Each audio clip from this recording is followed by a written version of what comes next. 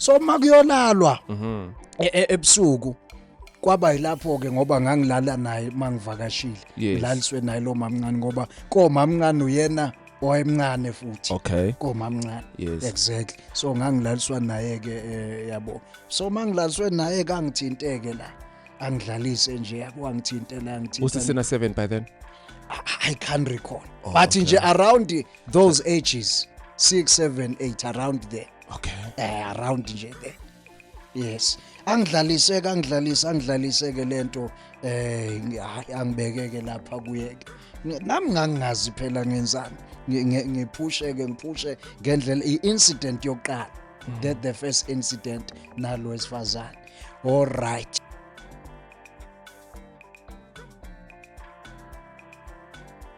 Greetings, welcome to Podcast Club Ikamela Movements. We are back again with another episode.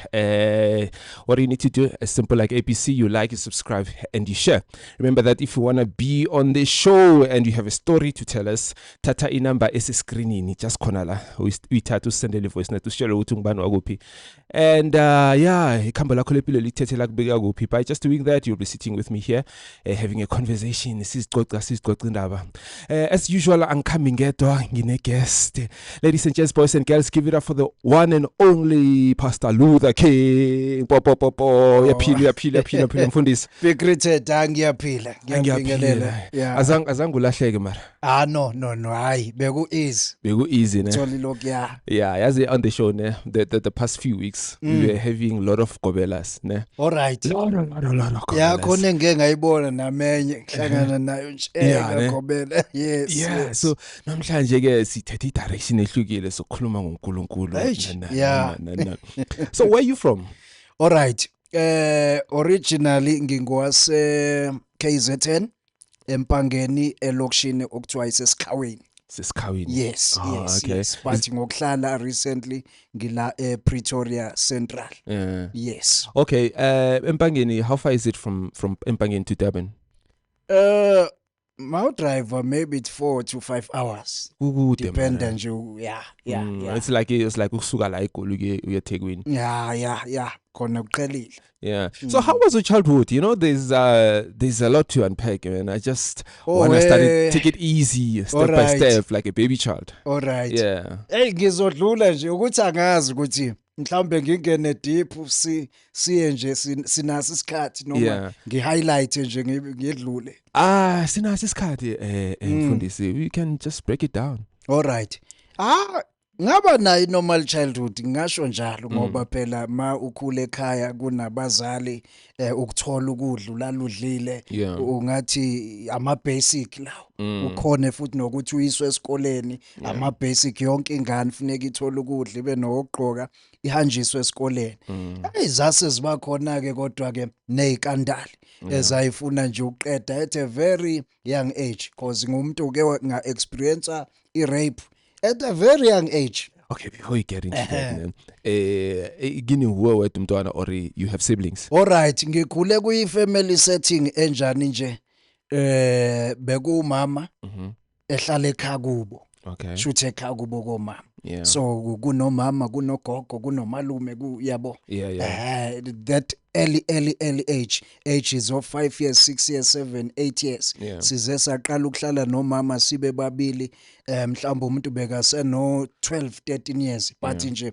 ukuhlehla siye move bekuyi family nje enkulu o cousin yonke into la egcekeni bekuyi setup kanjalo. Yeah. Yes. All right. So, as you are saying right now, your childhood was okay, or your childhood was fine, and then your teenage. How was your teenage look like? If you can paint it to me. All right, ngikhule nje ongibuke ngumntwana ngiye esikoleni ngifunda nanokuthi ekhaya ke basic le ukuthi bekuthandazwa njalo ngo7 so lento yokukhuliswa ngoNkulunkulu ibikhona so ke nasesikoleni ke ibinayo impact ngoba bengibuye lapha ku assembly nami ngishumayele ngithandaza abafundi share the word of God motivations into enjalo so ngingathi nje hayi konke kwakhamba kahle bongekho stoti mara futhi sona ngathi usitoti ngeadolescent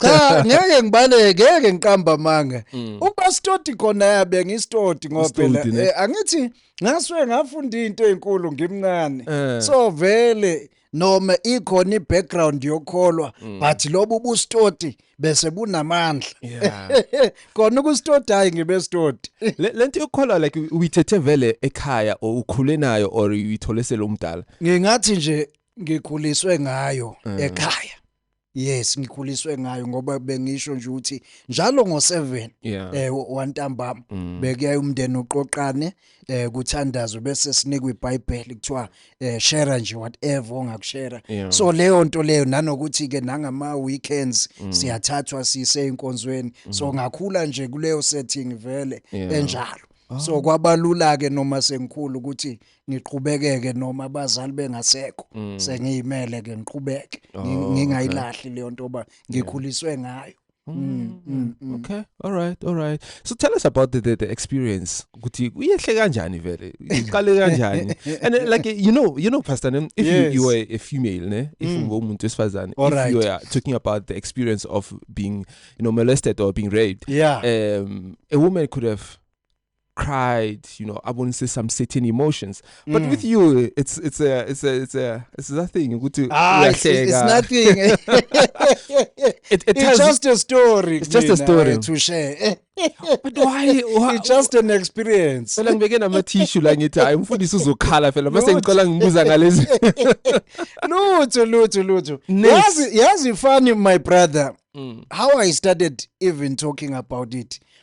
Because ngine following kwa social media TikTok na kwa Facebook I go as uLuther King na kwa YouTube so mangine following we talk about life we talk about everything rather than preaching and motivation we also talk about life itself so kunabantu lapha abathi nabo they were raped at their childhood bekhula so that is how I came about ukuthi ngize ngiqale ngikhulume ngayo I just remembered ukuthi kambe nami I had that experience it's not like it's something ebingihlupha that has always been in my mind ngicabanga no that is how I started talking about it so ngase ngishare ukuthi nami it also happened yami experience it but yazi ke kuzokusurprise angibazondi labo bantu abenza kimi lokho no I don't hate them I've got nothing against them so every time ngikhuluma njengoba namanje ngizokhuluma ngisuke nje ngishare istory sami kuphela ukusiza abantu laba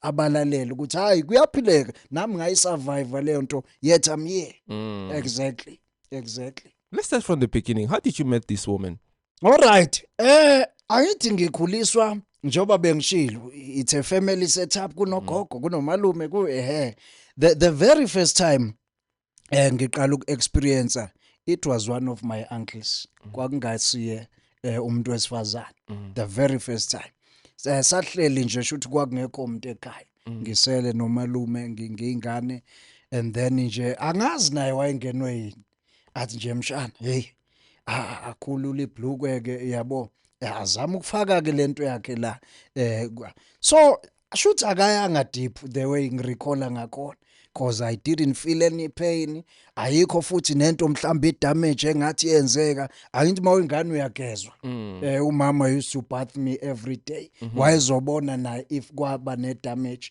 eyaba khona mayiqeda athi hayi naye angimenzi yabo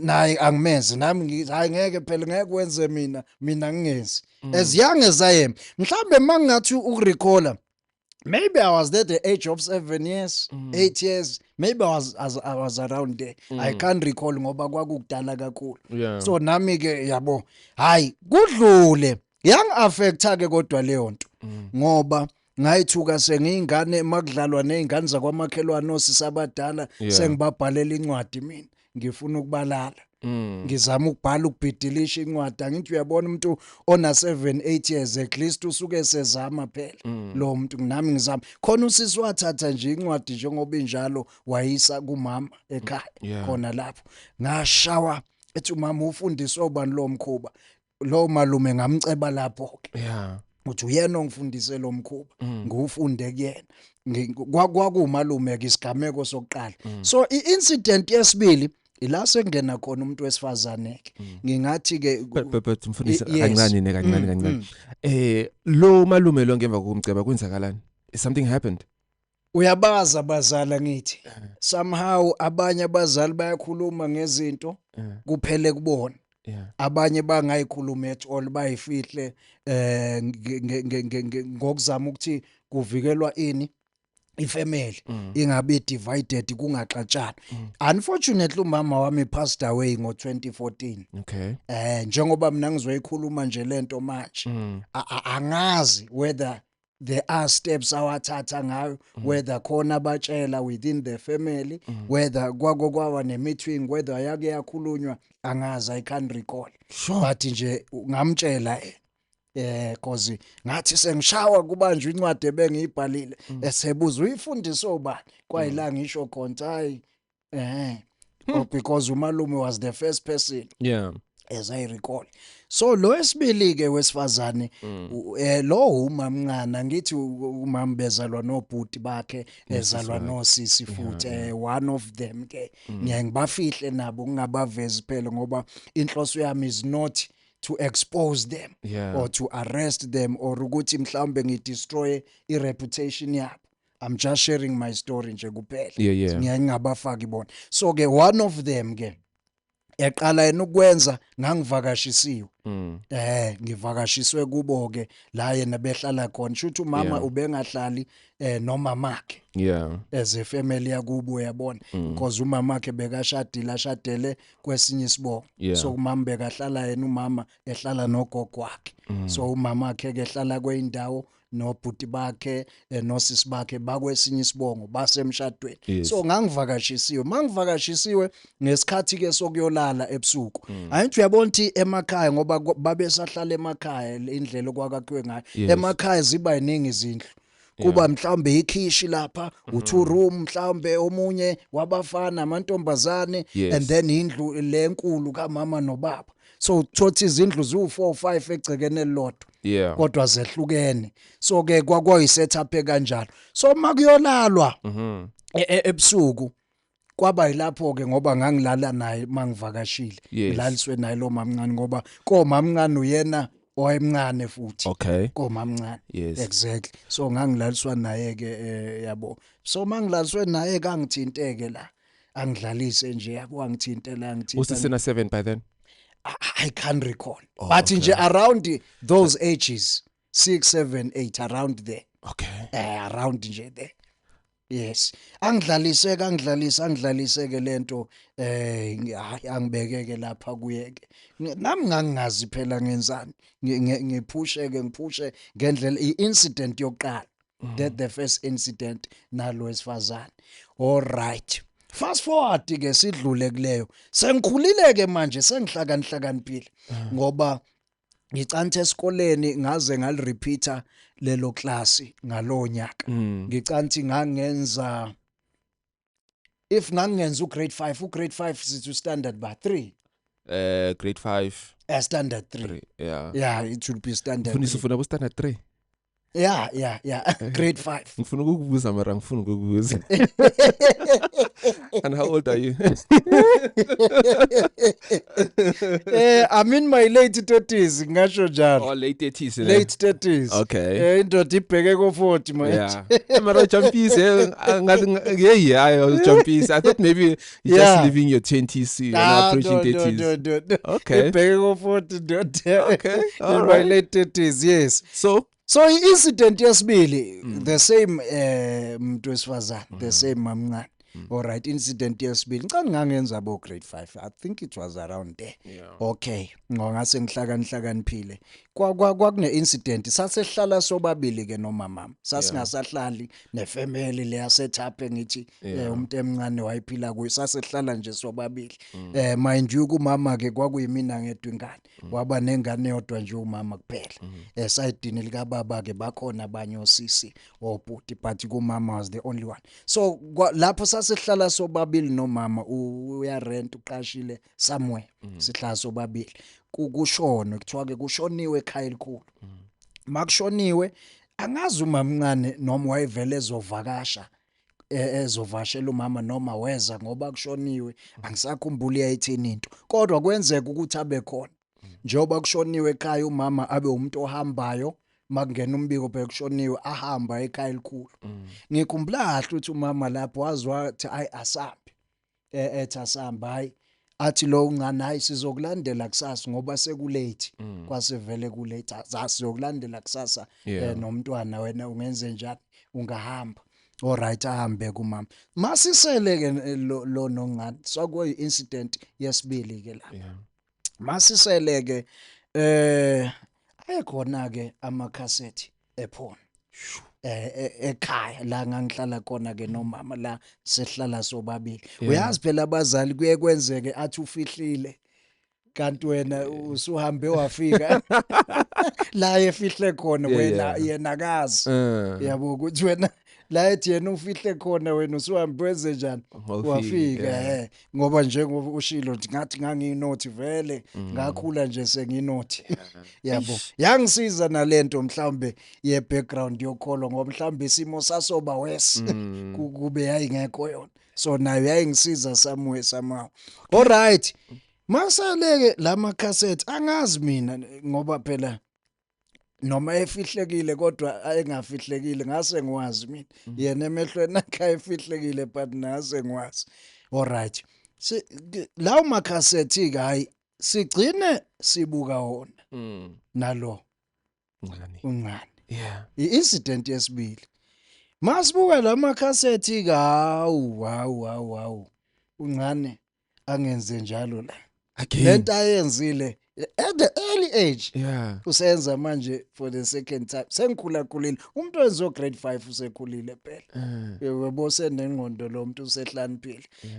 sengiyarizina enze lento hawu iqine imakwabo hayi ngigibele phezulu kwakhe hawu senze ngikutshela ukuthi ngalonyaka ilapho okwa affecteka khona ukufunda kwami esikoleni ngoba uyazi kwakungena uthisha mhlambe kwa imath kwakusathiwa iMLMS uyayibona le yase yakuma lower grades hayi le yase high school imath uthola ukuthi uyafundisa le afundisa angimuzwa ngiyadweba mina lapha exercising kodwa ukwaya ngidweba ama private parts ngidweba izinto enjalo ngalifeyila lelo class as a result ngoba ngangingakwazi na ukufocusa kahle kwakungasafocuseki kwakuhlezi kumuthisha nje umuntu wesifazane lapha ngicabanga lento engiyenza mina lapha noma mncane ukuthi naye lona masingayenza le nto engiyenza noma mncane naye lo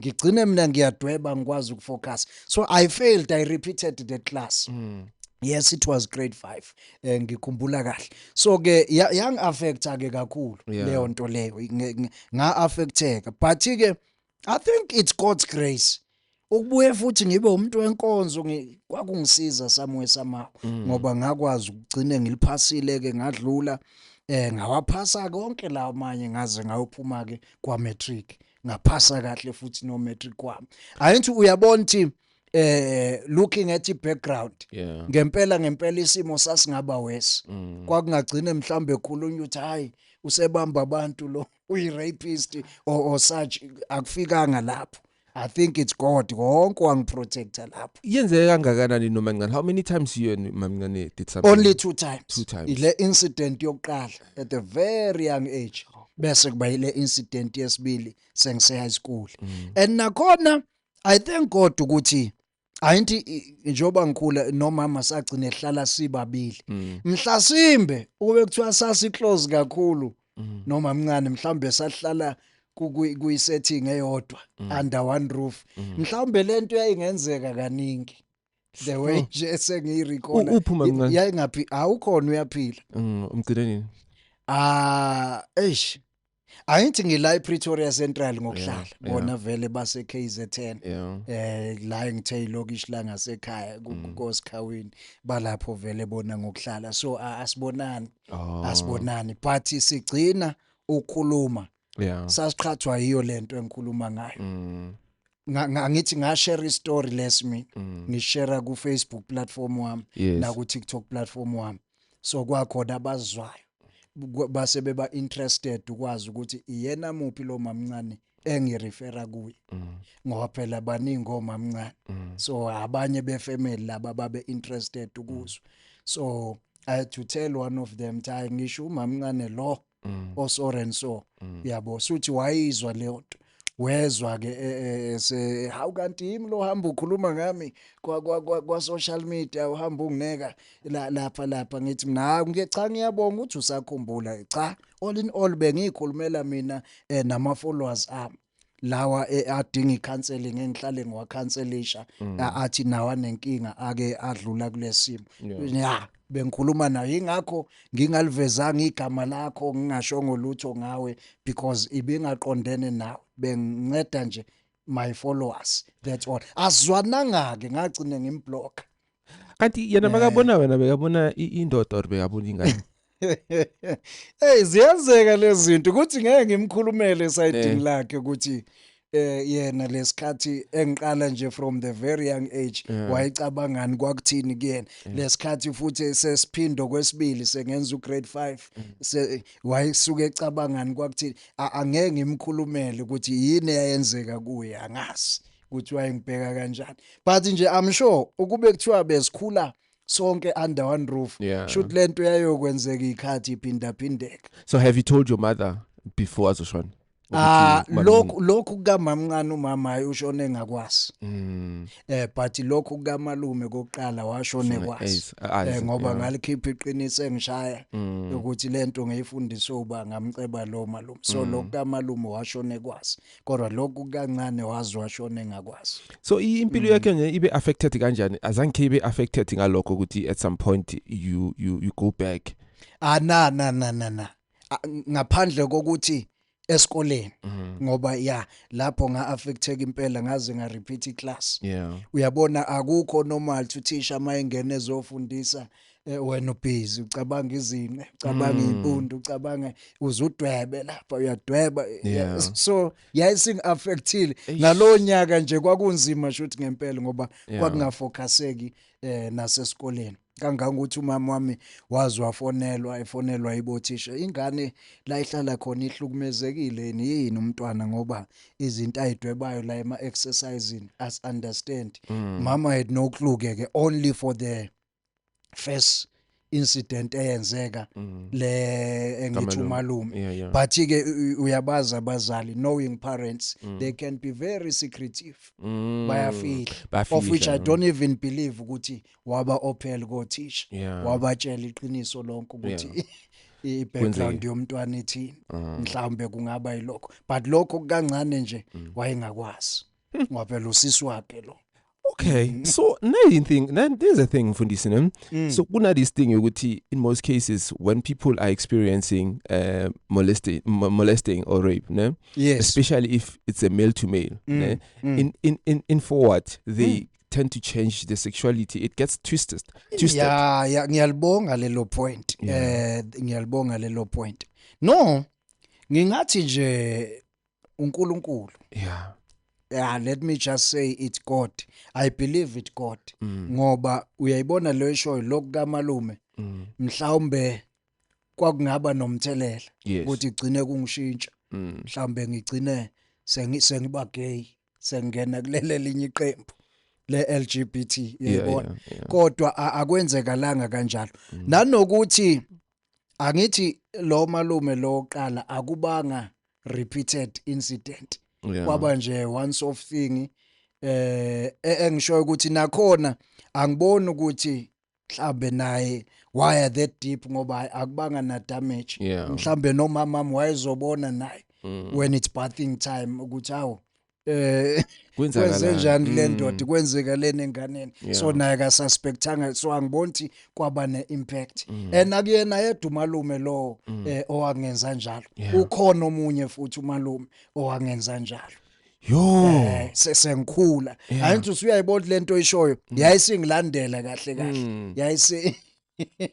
yayisifuna ukungilandela ukhona futhi omunye umalume within the same family naye futhi wenzeni lo malume can you share the story with another one? Lowo ngangikuwo futhi lamabanga grade 5 grade 6 ngangikuwo futhi lawo mabanga lo kwenzeka kanje uyageza eshawarini angithi kuselokishini nje bona babehlala ke endaweni eselokishini kuseshawarini and then uyangibiza noma wayefuna ngimnike insipho noma wayefuna ngimnikeni iyayibona ke uyangibiza mangena lapha uyangibamba ke uzama ukungehlisa inakunjani uzama ukuyifaka ke lento yakhe shuthi wabona hayi akungeni and uyabo mina ngizwe ubhlungu ngiyalwa angikho at peace wangiyeka kwaba incident nje wangiyeka but uyabona ukuthi yayisingilandelela yayisifuna ukungilandelela into yayisingifollowa nje shuthi that's the thing ukuthi in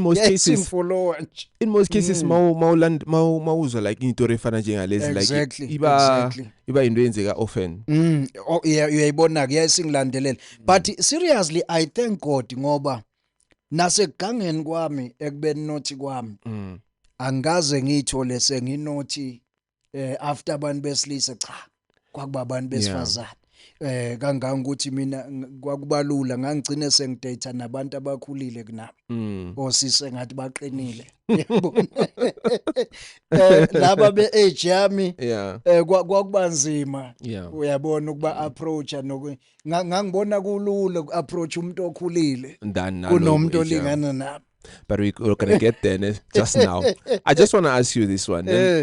So if like you are experiencing all of these at the early age, yes. So when as like a person, as an individual, don't you ever have those thoughts back then? I'm sure by now you have your ways to deal with the trauma. No. Try to practice what the elders. For example, and uyabona nje ukuthi even now as we are talking about it, ukuthi uyabona nje ukuthi I'm free.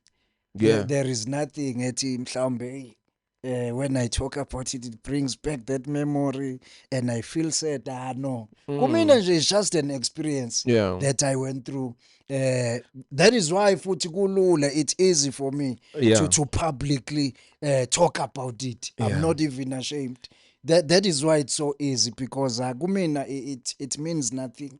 But sharing it, I feel free because of people who are listening and people who respond on comment section saying, thanks, you've helped me, I'm healing, that is what keeps me going.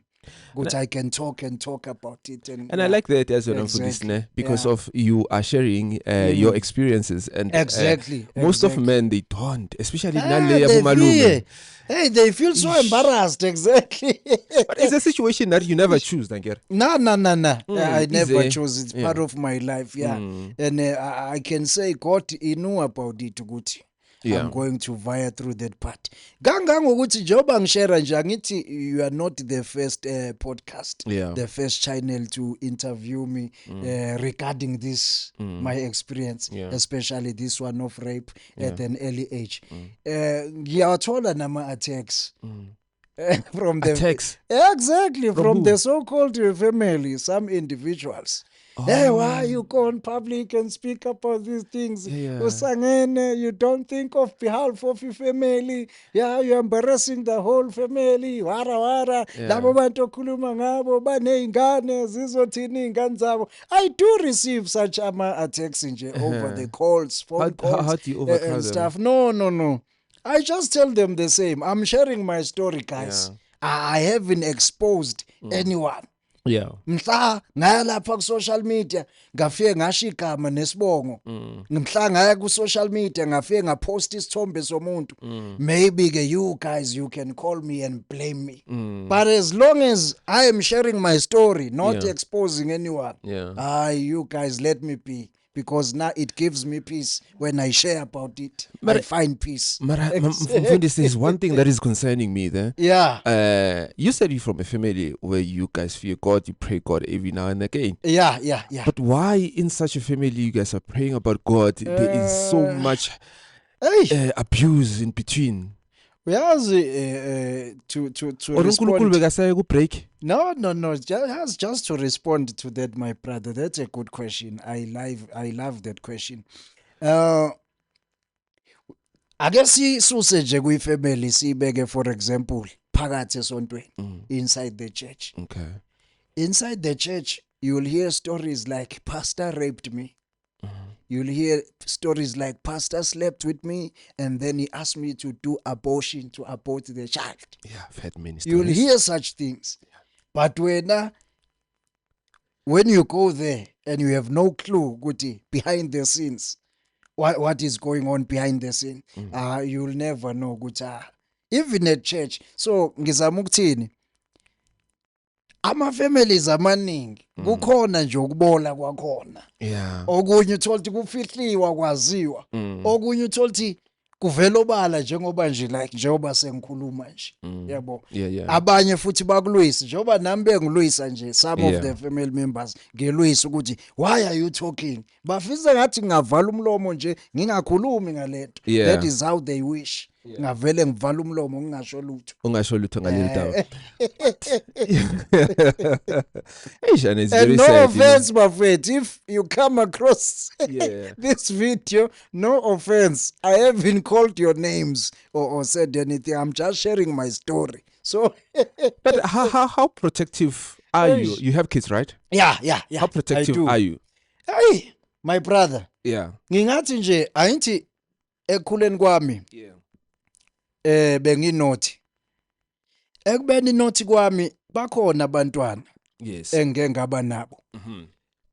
Njoba benginothi angithi. Okay. Bakhona abantwana engeke ngaba nabo phela if you are sexually active and you are not married and you are still young uyabo kugcine vele uthola nabantwana. Yes. Uthola akukabi isikhathi esiright so ukuthi kodwa umntwana mayisefikile ufikile. So kulabo bantwana ngiyaphi njengoba ngibaveza nje. Kulabo bantwana ngeke ngiphatheke kabi ngoba labo uthola ukuthi bahlala naboma babo. And sesahlukana naboma babo. Sagcina singa-enda phanga sindawonye. Njengamanje ngithi nje ngikhuluma nje ngishadelwe njengamanje. Nginonkosikazi, nginabantwana futhi naye lo nkosikazi. So kulaba engihlala nabo ukuphendula umbuzo wakho ngingathi I'm very protective. Angifuni nokuthi baze bathathwe kimi bayohlala nabanye abantu la engingaboni khona. Because ngiyengikhumbula ukuthi i-situation yami i-history ngeke ngadlula esimene esinje so kuba nabantwana bese behlala la ungakwazi ukubabona khona every day. You can't say uyazi ukuthi iqhubekani empilweni zabo. Awazi.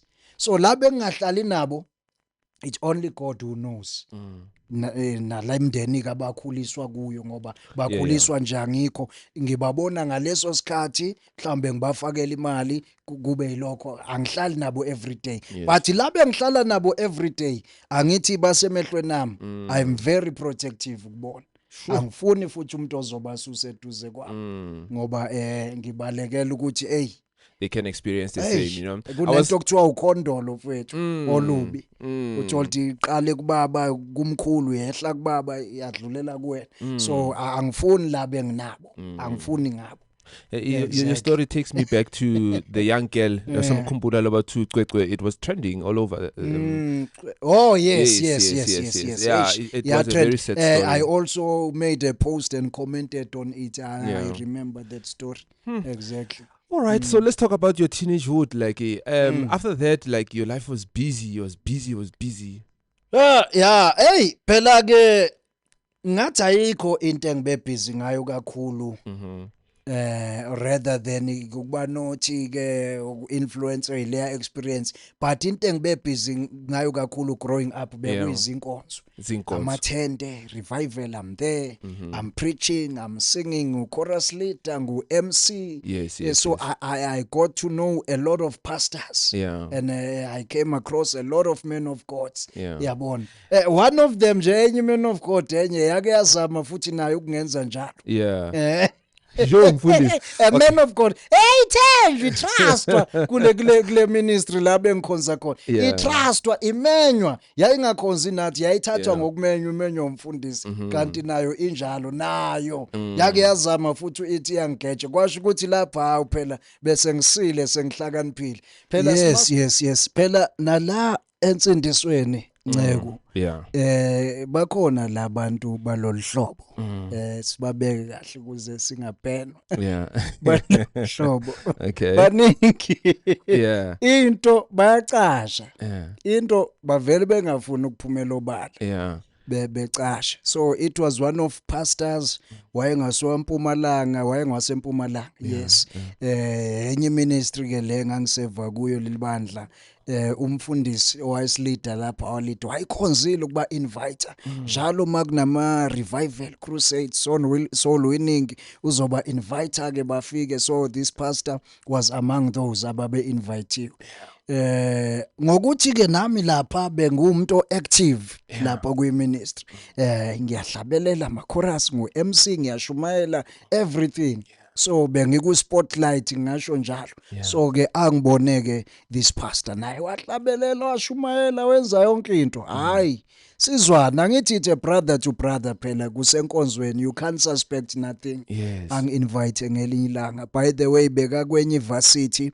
esezoqeda enza izifundo zakhe ezoqeda ang invite ke ngifike khona lapha eRes eVarsity bebenenkonzo ebikhona eRes lapho si attend inkonzo after service kuphoqe phela kumele kuyolala siyeke lapha eroomini yakhe la kulalwa khona hawu masalele Nceku I think I'm sharing a bed with this guy for the very first time exactly so masalele alale uyabona impedi yaseRes okokuqala nje ukuthi imncane kanjani imncane so mina manilele vele funa nisondelane yabo because vele umbhedo uyaniphoqa ukuthi yabo exactly so hayi silaleke aw aqala adlala ingoma there's this song nami ngangijwayele ukuyidlala ngoba nami R&B hayi nesoul bengiyikhonzile kakhulu Linda Ronstadt and angazi nobani I don't know much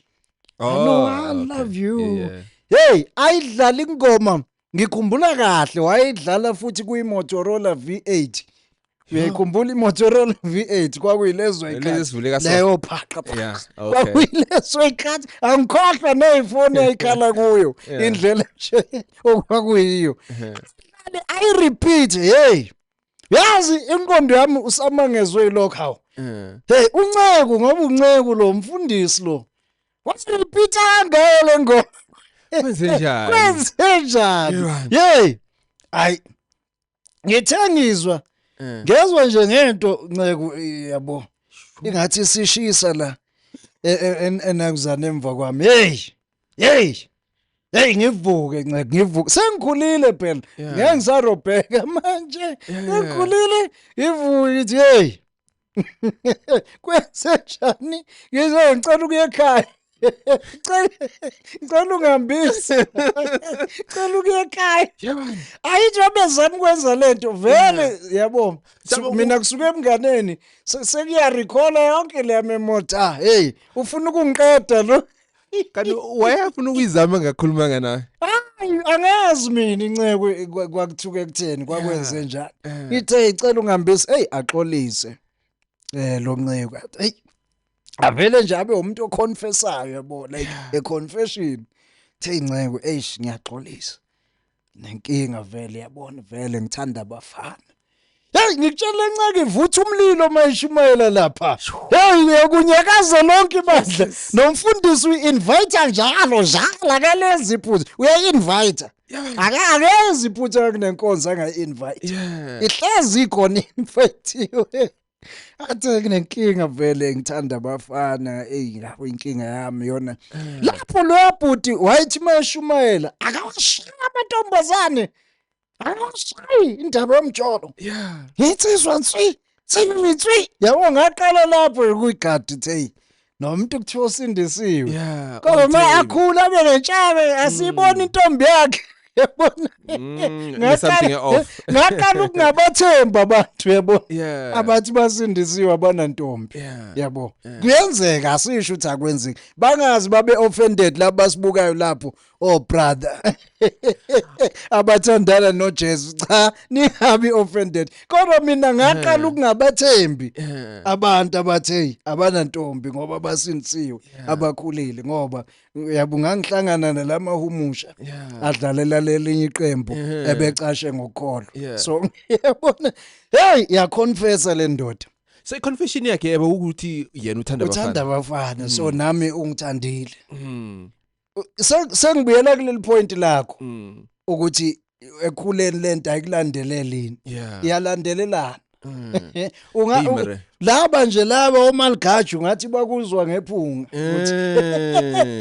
hey akho save msne akho save iyalandelelana back that joke ngesikhathi sama Motorola lawo V8 exactly ngiyakutshela Nceko ngiyakutshela so ya confessa kwasho ukuthi vele ku late kusebusuku ayikho futhi indlela ukuthi ngathi ngiye ekhaya hayi salala ke vele ke hayi kwasekuseni ke ngayihambela ke ngoba phela yayisiconfessile uyabo kodwa kone nami ngahluleka ukuthula ngagcina ngibatshela abanye abazalwane hey cishe wangigila lo yamzalwane futhi ubothi abaningi abangikholwa yabona umuntu manamazi ukuthi uyakholwa ustraight uyasishaya isono akajoli yena uyinsizwa nswiri into ahlale ekhuluma leyo akulula nje ukuthi ukholwa umuntu wena ozoqhamuka kuthethe ugay lo akulula vele abaningi babe ngangibelieve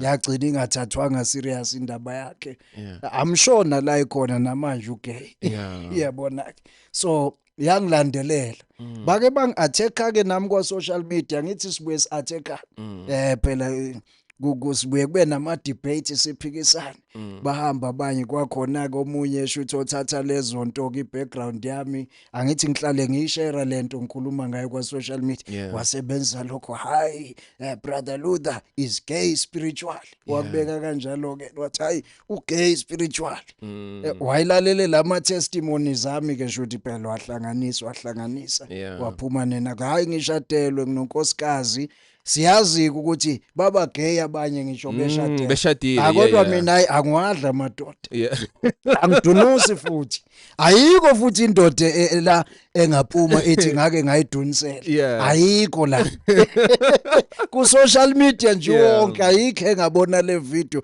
ithi awuseke wangidunisela noma useke wangidunisisa cha angikwenzi kodwa akabantu besifazane cha nginabo inqwaba engabalimaza ngisindisiwe abanye kwazisaba nezingane cha bakhona kodwa indoda nje cha kuningi okwenzakala ke emasontweni na kuningi there's a lot lapha esontweni Nceko akusho ukuthi khona ingelosi bakhona bakholwayo into eqondile bakhona futhi abanye amagundwane esonto inqwaba bafihla ububi babo bacasha ngayo igama lokuthi umuntu usindisiwe wacashe ngalo iBhayibheli isoziyenzeka mina nje ngeke ngahlangana nawo impela ama man of God agadiza inqanje zabantu besilisa kodwa acashe ngokuthi awajoli wona ngeke wathole nabantu besifazane and baqinisile and mawubabheka wena impilo abayiphilayo ngazi ukuthi ayishuthi ba upright bakholwa straight kanti bayazi ukuthi hayi bagade abafana abancane ba busy lapho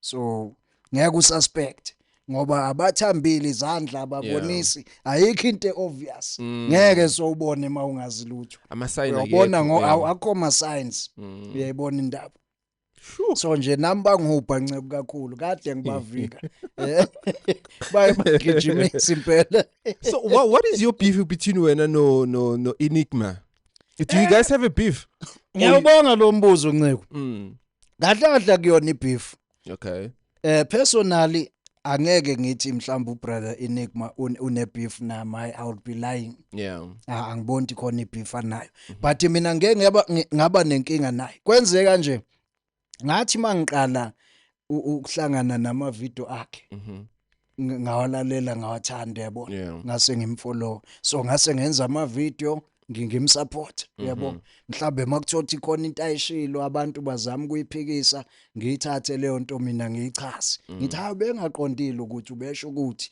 ngimbackup yabo until one day ngithi mangicheck iBhayibheli siya-checka phela iscripture futhi nathi la ekolweni siyafunda every day ngeke ukuthi wena sewazi konke no mangichecka nje iBhayibheli kwakhulunywa ngani ngendaba yokutrima okay la inkinga zaqala khona yeah phakathi kwami noEnigma indaba yokutrima mangicheck iBhayibheli uDeuteronomy uLeviticus ngichecka lento yokutrima isukaphi ngithi lezi zizwe zayitrima not ngoba babegunda ukuze babe right njengathi babetrima babenza lento njengesiko babenza njenge-ritual ngama emazwi babesika bededicate kuNkulunkulu othize ababemkhonza kwakuyisayini ababebonakala ngayo ukuthi benze njani batrima ngoba babengagcini ngokutrima babeze begunde ngisho impandla angithi nje njengamanje abantu bayigundela impandla ngoba mhlawumbe akazwani nezinwele ezinkulu yes omunye uyatrima ngoba uyayithanda inwele zakhe mazimi kanjalo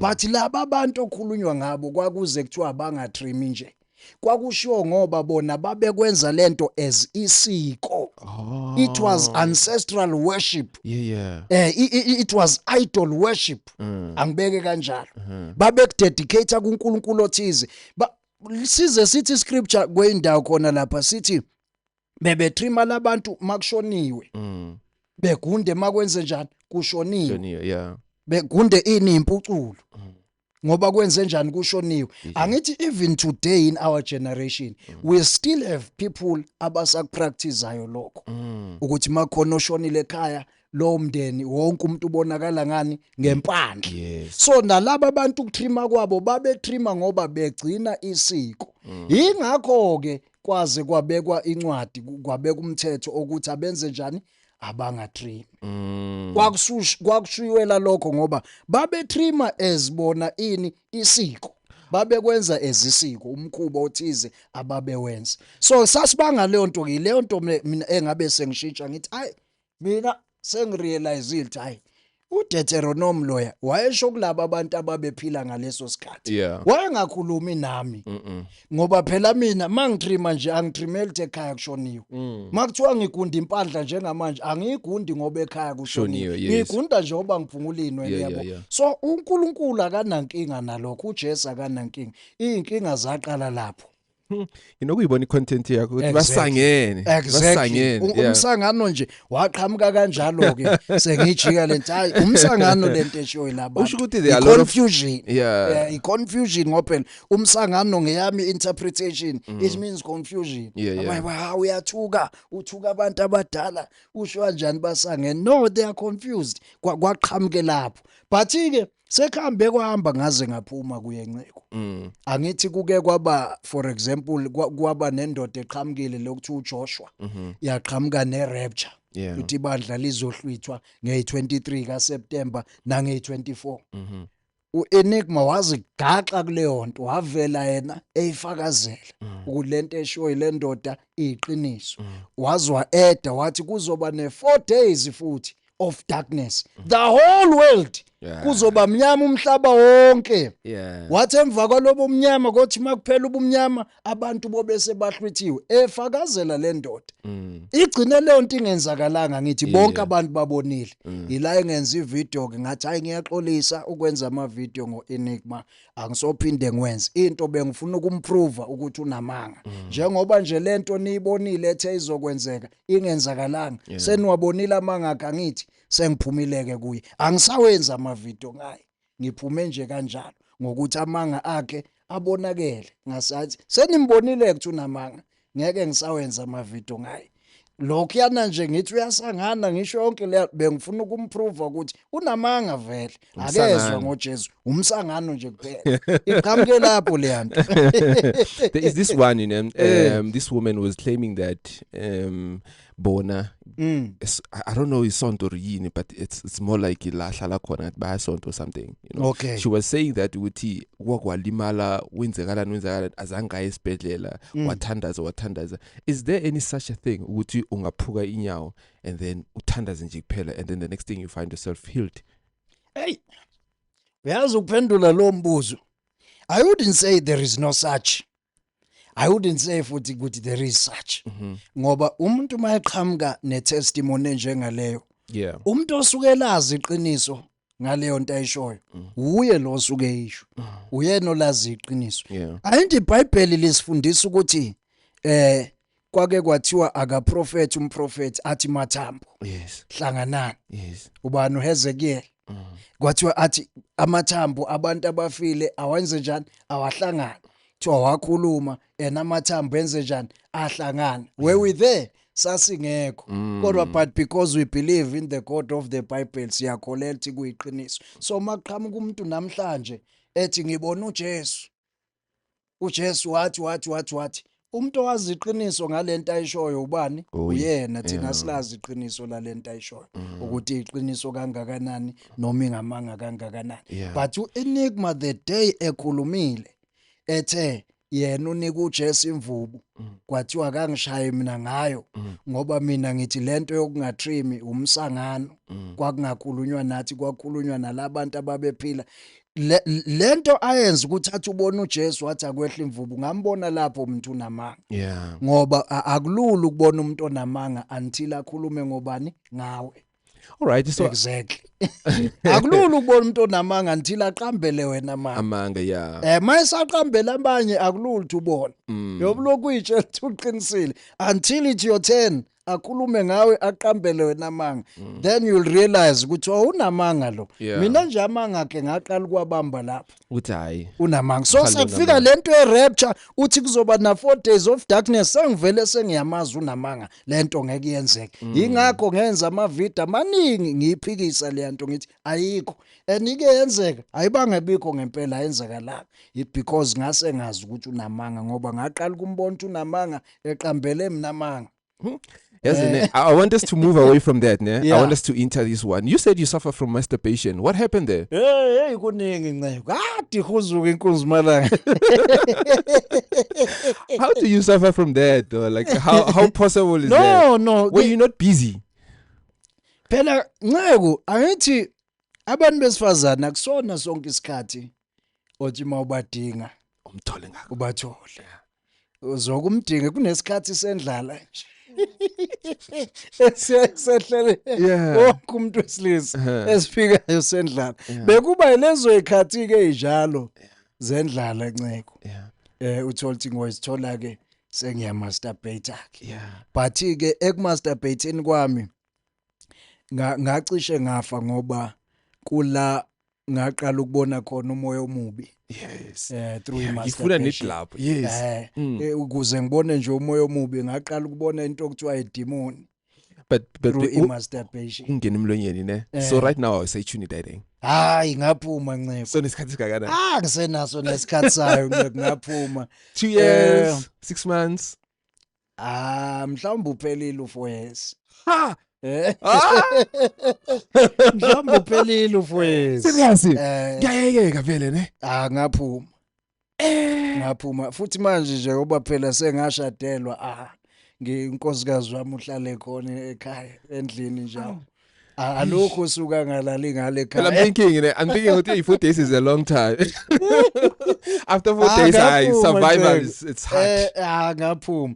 Kodwa kulula ukuphuma. Lokho ngeke ngikufihle ngoba it took me a while. Mhlawumbe waphela u2 years. So ngistruggle ngithi sengiyekile ngiphinde ngibuyele. Ngithi sengiyekile ngiphinde ngibuyele. Mawuvula uTwitter kwenzeka ukuthi uhlangane nezinto and then you find yourself there. Uyazi phela angithi njengoba nami ngibuye ngibe i-content creator nje la kwa social media nami ngibuye ngibe i-content creator sisebenza ngo-TikTok o Facebook YouTube ukuthi uyascrolla lapha nazi izinto ngeke ungahlangani nazo obvious badunusa bedunisilo in our days uthi nje since kwathiwa there's monetization kuyaholwa kunemali badunusa kakhulu ke manje kunakuqala so ngeke ungazibona izinto uzibona every day.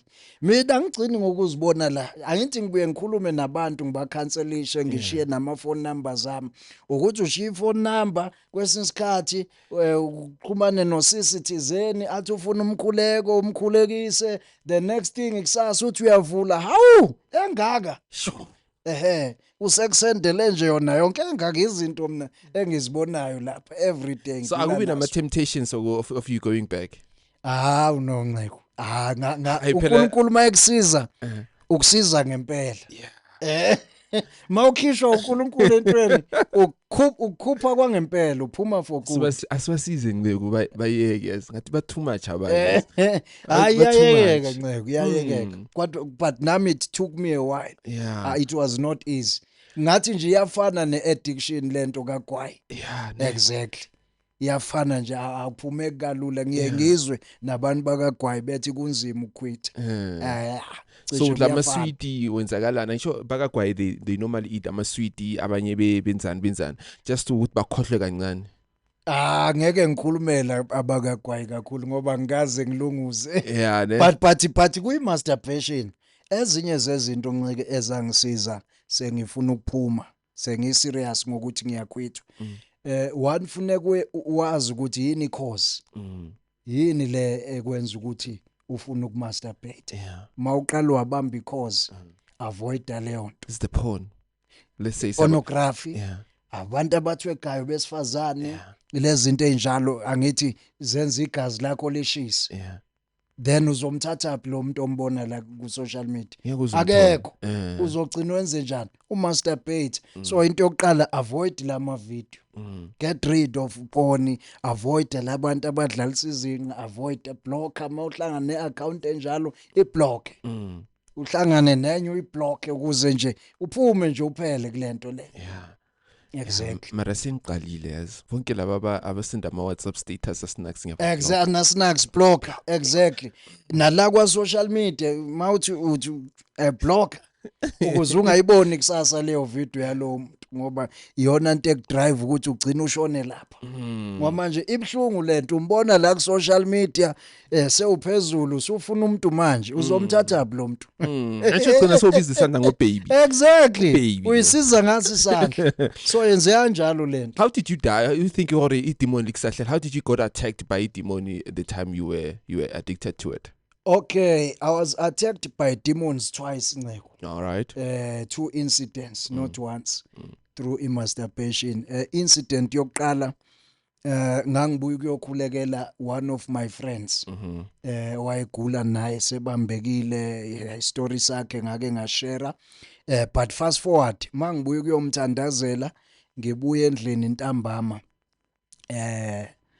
Kunokuthi mina mhlawumbe ngithandaza ukuthi hayi ngiyabonga ngihambile ngawukhuleka then sengibuyile cha ngingakwenzi lokho ngidla ukudla ngilale ngo7 ngangingabuki abantu futhi abathwegayo futhi ngase nje ngihleli ngiqhelile kulento zophono nani angazi ngavele ngazizwa igazi lishushu nje ngidinga umuntu wesifazane bongashadile by then bengashadi by then kudala lokho ngisakhula kudala lokho lezo ikhathi so ngizizwa ukuthi ngidinga umuntu wesifazane ningimdinga manje ayi ngiyibathe ngiyaresista lento ingaresisteki ngivele ngithatha ifoni ngingene kuyiporn website angithi kulula phela you don't have to keep ama videos you just type iwebsite yakho uthatha ikufake awungangena gaqa fica izinqe zingaka badanasile abantu ziyabuya lapha uncekwa ungabe ngiyisiza ngesandla yazi ngithi bengiyokhuleka ngithi ngikhulela umngani wami wayesegula egulela ukufa yabo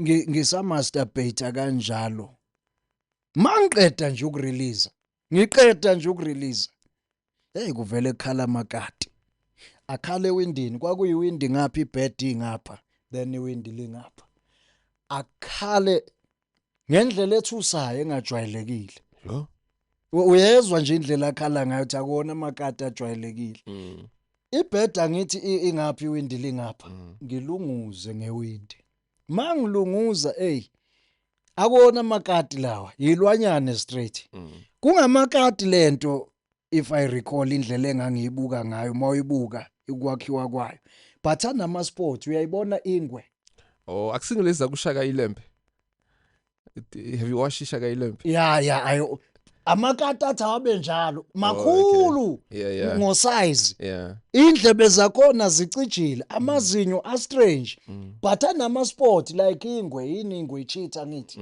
icheetah abaye bathi leopard leopard yeah. exactly like leopard inama sport lento le okay kwakuthu ke kukhulu i-height kukhulu hayi imbuzi inkulu kakhulu no imbuzi makuyimbuzi ekhulile hayi isinkulu kakhulu mhlamba sike sithi mhlamba amazinyane embuzi ngoba i-height nje kwakubona khona kukhulu mhlambe kungaba izinto ezingaka kuscream lezinto kungibheke nje ngo emehlweni mangilunguza kubheke mina ngo isilwane phela siyabaleka mawuthi siyabaleka makuyisilwane nje sijwayelekile akona ikati leli ingibheke lento ibhekane nami ngo isho ngalesi sililo hey mangisashokekile umqondo nje usalahlekile ayithi ngisanda kurelease ngimazi yo umqondo sengishokwe lento engiyibonayo yabo ngangibuye ukuyokhuleke umngani wami futhi wayegula yabona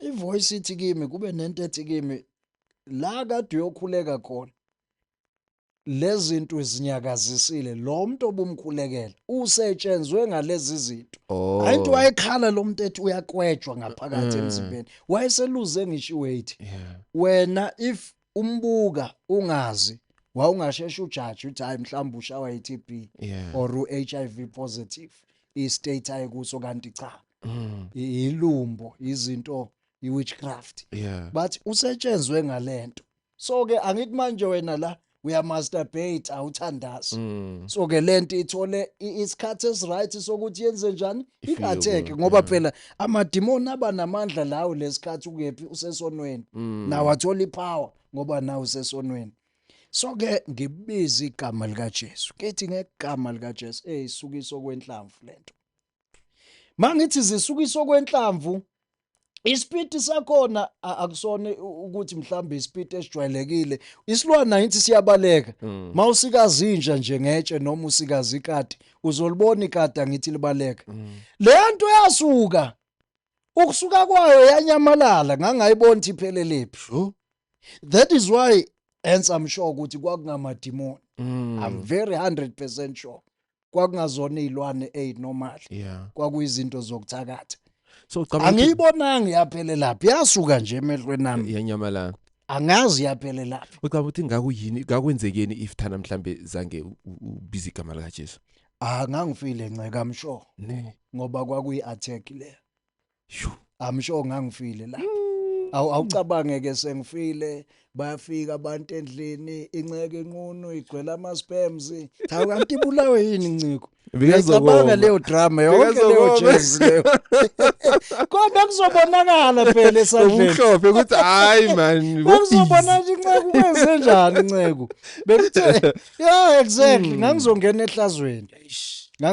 ehlazweni so ke kwakuyi incident yokuqala leyo nceke i-attack yokuqala yamademon through masturbation i-attack yesibili ngiphuma ku 15 days fasting mangithi 15 days fasting iviki lokuqala ngangithandaza ngingedwa la engangihlala khona ngoba vele umama bese kashonile sengiyiphile impilo yami ke nami sengiqashile ngawuthatha u-first week ngingedwa the second 2 weeks ngawuqedela senguqedela nabanye abazalwane ngoba kwakunomngani wami omunye ubhuti esasithandaza naye sinokuhamba intaba ndawonye wathi hayi bengizwe uthi usemkhulekweni so bengicela usijoyine kunabanye abazalwane nabo bangena ku fasting ethi izoba oka 2 weeks so kwase kwenzeka ku 15 days kanjalo ke lo 2 weeks senguqeda ngale so mangibuya kuleyo fasting the day nje ngiqala ukudla ngangingadli njalo by the way into engangiphuza nje amanzi the first week ngangingadli lutho ngangingaphuza amanzi kwakuyile fasting abathi dry and then the second 2 weeks senginalabazalwane ila ngangiphuza ke khona phuza amanzi sasinokwenza netiye siyabo simixe nje izinto kuze phela singaphelelwa amandla. So ngase ngiyenza kanjalo ke the second 2 weeks kwase kuyi wet fasting sibiza kanjalo. It's where you don't eat anything but you drink. So kwagcine ku end up kwenza u15 days. So mangibuya nguqeda the day uphelile u15 days. Angithi sengisendlini la ngihlala khona. Ngifike nje ngithi ake ngirelaxe. I think ngaphuza nje amahewu izinto ezilula. Phela mawukade ungadli for 15 days ukudla kukho eswini. Isuicide ukuthi uvele ufake uphuthe eswini. Ufake into eziqinile ungaku-affecta somehow. So ngiqale mangenza kanjalo abuya amandla emzimbeni ngithi amandla hayi abuyile uyabona. Kuvele kwenzeke lento eyenzeke futhi kule incident. Angibuki iphoni not mhlambe ngibuka iphoni mhlambe sekhona umuntu osengivusela imizwa cha. Ngivele ngibe honi nje out of the blue. Ngivele ngiqeda nje ukudla ngivele ngibe honi.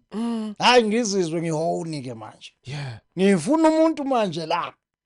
Ngihoni. Ake yiblo ngane yabantu ongayilobolile ongayishadile ehlala kube ehlala nabazali ongathi ebusuku woza la ivele iphumize kuwe ngeke ayikho leyo yebo akucaci ukuthi ayikhona. Obvious ubheki ukhona. Isandla nceko. Hayi ke awu chuku yimlo ya. Mangiqeda nakhona ukurelease. Mangiqeda nje ukurelease nakhona. Kumnyama ke la endlini ngicishile. Mina mangilala vela ama light ngiyawacisha ngithanda indle ekhanyayo. Mangilala ugesi ukukhanya akungilalisi kahle. So ngiyangicishe kube emnyama ngiprefer indle emnyama mangilele then kulaleka kahle. Mangiqeda nje ukurelease ewindini kungena ishade isithunzi. Yazibona isithunzi? Singene nje isithunzi ngewindi. Size kimi ebhedini. Efike lento ingibambela. Uyabona ama bounce ukuthi I body shape kanjani. Isithunzi wawubona ukuthi ngathi ungena ibounce. Mayingena lento ngewindi uyayibona ishape kanjani. Ingena isithunzi singibambela. Khona lento abathi sleep paralysis. Ngiyayibona. Bambeka nje. Ibhlungu njani. Exactly. Kwenzeke leyo nto. But mina ngayibona lento yangena yangibamba nje la. Yangena ngewindi. Fika ngibamba la. Kunganyakazeki lingaphumi izwi kuthule nje yonke into akwazi nokumove nesandla angikwazi nokumuva angikwazi nokukhipha ivoice angithi the first incident ngathi ngegama lika Jesu abaleka amakati ngabe kwakuyini la ngibambekile ngichokhiwe la nci ayiphumi ivoice but somehow somewhere yangiyeka lento nalapho ngicantsa uNkulunkulu nje shuthi akavumanga yangiyeka mayingiyeka engakhona ukuphefumula kwase kuyi incident yesibili ke leyo ngaba nje na 2 mina encounters nemoya emibi so kusukela lapho wathi no more phela nceko phela ma ufuna ukudela ngokufa shothi uyoqhubeka wena na ufuna ukudela mara ngasho ukuthi wena maybe ukushada ukusizile yes kwangisiza angithi abanye bayibethu umshado awumshintshi umuntu mawuyisifebe mawisoka lamanyala ngeke ushintshe umshado baqinisile futhi kodwa hayi cha mina wangishintsha mina hayi wangisebenzela umshado wangishintsha ngoba uyabonga ngaqoqeka ngakhona ukuthi ngibe nomuntu nje ngifocus kuyena kanti njalo ngishada nje futhi vele sengake ngazama na before ngithi ngizama ukushada kwagcine kungashadekanga so ngishade kanye bakhona nje abantu awunceko wena washada kangaki cha ngashada kanye okokuqala ngalobola ngangakaqedi ukulobola uyazazi izinto zabazalwane sajaha ukuthi kube nemicimbi wani we-engagement khona iring efakwayo ukuthi uyathembisa uthembisa ini ukuthi umuntu uzomshada ikhonza ukwenziwa yithi abazalwane abasindisiwe leyo nto so ngalobola ngangaqeda kwakhona usise ngimfakayo kwiringi ke ngimthembisa umshado so ngangakashadi sagcina futhi kungalunganga sihlukene so usho ukuthi nanganazi inkomo zelobola ngeke wazi uyiyekele lento yesandla msine cha kungashada nje ngomsa kaNkuluNkulu akwagcina kushadekile ke but ke ya ngaphuma somehow ngaphuma uqala nje futhi angithi uqala ukufuna ukuyeka serious lento emasturbation ngaqala lapho ngale incident yesibili ngoba nga realize ukuthi hey ngizofa izongibulala lento. Okay, ngifuna ukulahlela under the bus ne, but in a nice way. Cha ngilahle. Ngizos-defend. So you mentioned ukuthi kunaba pastor alukuthi they are homosexual, right? Yeah, there are many. Many, right? They are out there. Yes. Again ngixolise nje ukumention igama likamfundisi uEvangelist uSikhakhane waseDurban. Omunye wopastor la kwa TikTok ohlale ikhuza yona lento especially kwa TikTok. Yes. Ehlale ikhuza yona lento ukuthi hayi abantu mabe gay abaphumela obala. Abangacashi ngesonto ngensindiso ngoba benza ukuthi abantu abasindisiwe bathukwe thwa kugcwele izitabani lapha. Ngixolisa kalelo gama benza ukuthi bethukwe omunye ohlala edefender nje uEvangelist Busikhakhane ubaba uMboma ngimbiza kanjalo kunokumposter na kuma Facebook platform ami eyishaya yona lento uthi akamelene nabantu abanjalo. You saw the post. Akamelene, no, he's not against ama gays ama lesbians, he's not against. But what's the Bible saying about it? No phela angithi eSouth Africa kune constitution yakhona and iconstitution yase South Africa akulona iBhayibheli. Exactly. So iBhayibheli lisebenza kithi thina abazalwane. Yes, ngifuna nithi la esikholelwa iBhayibheli. Ngifuna nithi la ukuthi la eSouth Africa ba free ukuthi bangaba gay abantu bangaba ngama lesbian ba free because it's a constitution yase South Africa ebavumelayo. So we can't judge them. We are not. Exactly. We can't judge them. They are but free. Let's go back to the Bible part. But when it comes to the Bible, the Bible says it's what? Abomination. Yeah. That is what the Bible calls it. It's abomination. Do you agree with it? Is not allowed. Do you agree with Ngizwe? Ngifanga phansi kwebhasi ngempela.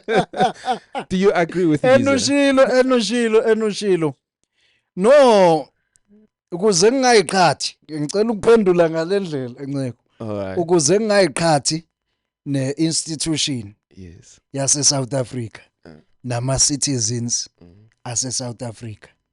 I wouldn't agree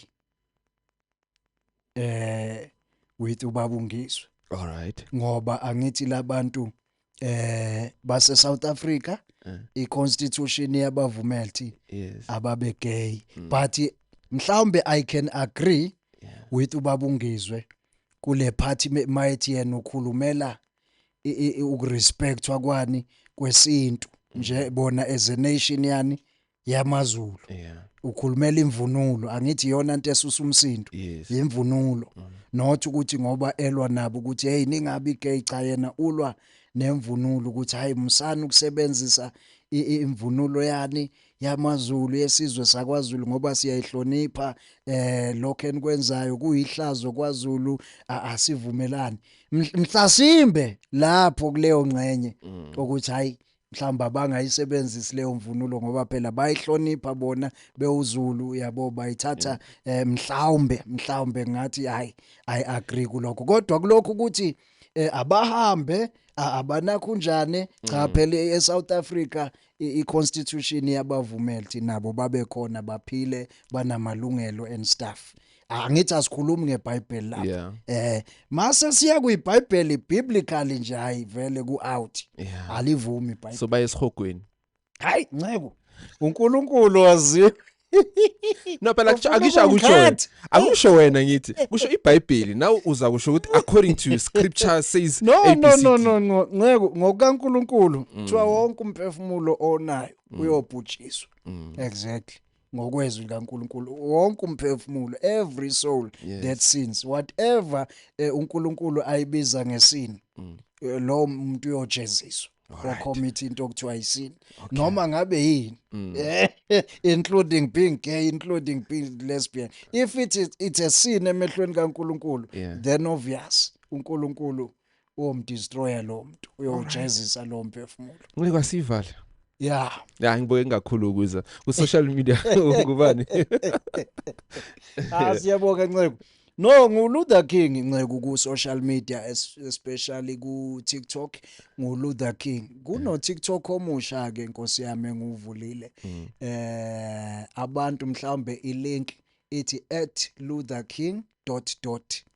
No, @luther.king. Labo dot babalekile ngoba izovele nje umuntu @Luther King kovela inqwaba lapha @Luther King uTikTok omushasha enguvulile ukhona ke nomdala Luther King nje nomuntu atype athi brother Luther, and then kwa Facebook ngupule Luther Nkosi amagama amlawa ngempela akuyi-ID ule Luther Nkosi. So lo Luther King uqhamuka lapho. Luther is my second name and then uKing ngishintshe lo yaNkosi ngafaka uKing. Amsange singisi. Exactly.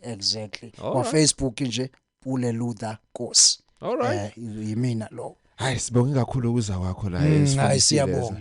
Yeah, ngicabanga ukuthi ukuphathiwa sayo ukukhuluma ngalokho sokukhuluma songena deep. Masithole lenye ithuba. Songena deeper. Yeah, masithole lenye ithuba obviously izokuba khona. Yeah, ngi-enjoy kakhulu. Ngidlulisa uxolisa cha abalandeli baka Enigma ngaxolisa ku-Enigma njengoba nizwa nje sikhuluma ngo-Enigma ingoba upresenter bengibuza ngo-Enigma uhost wami. So ke ningangishayi nithi wathi wena u-Enigma uphumile kuye, ngiphumile kuye. Ngidlulisa uxolisa futhi nakulabe ngazi ukuthi bayathinteka njalo mangishare istory sami se-rape, especially labe ngibabiza ngokuthi they are part of family. Hayi bafowethu ngidlulisa nje istory sami anginizondi futhi angiwabizanga amagameni, so ningangishayi ngingathola ama calls enu alwayo.